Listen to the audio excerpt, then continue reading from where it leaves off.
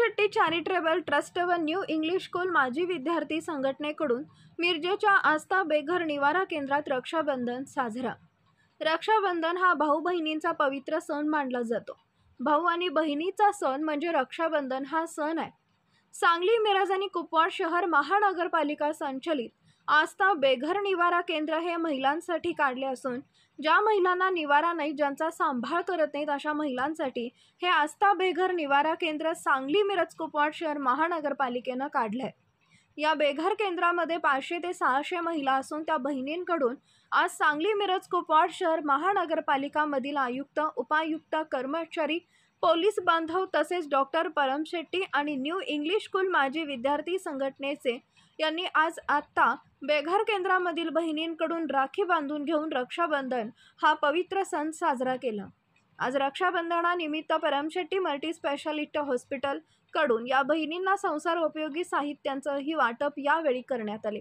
यावेळी Paramshetti multi specialist हॉस्पिटलचे doctor विनोद परमशेट्टी, सांगली, मिरज, कुपवाड शहर महानगरपालिकेचे आयुक्त शुभम गुप्ता, इचलकरंजी महापालिकेच्या उपायुक्त स्मृती पाटील, आरोग्य अधिकारी डॉक्टर रवींद्र थाटे, सहाय्यक आयुक्त अनीस मुल्ला, सामाजिक कार्यकर्ते अयूब इनामदार आदी उपस्थित होते।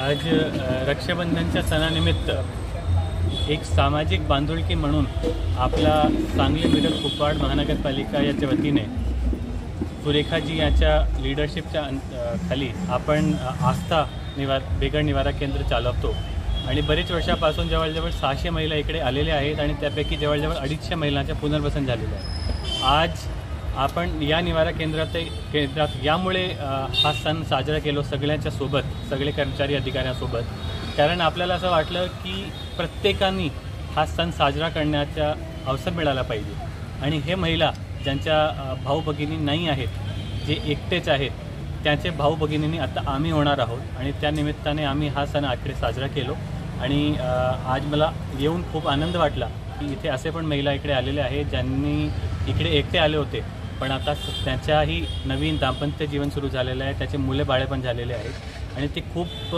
चांगली बाब आहे। बरेच महिला इथे असे पण आहेत ज्यांना नवीन नोकरी प्राप्त झालेली आहे, ते इथे आल्यानंतर इथून स्किल त्याचे अपग्रेडेशन होऊन त्यांना नोकरीही देण्यात आलेली आहे आणि ते चांगली पद्धतीने त्याच्या उपजीविका चालवत आहे। असेच प्रकारचे कार्यक्रम आणि कार्यपद्धती या निवारा केंद्रात राहणार अशी मला काळजी आहे आणि परत एकदा हा निवारा केंद्राला माझी खूप खूप शुभेच्छा आणि महानगरपालिकेच्या वतीने कुठलाही सहकार्य लागेल तरी आम्ही नेहमी कटिबद्ध असणार। जय हिंद, जय महाराष्ट्र।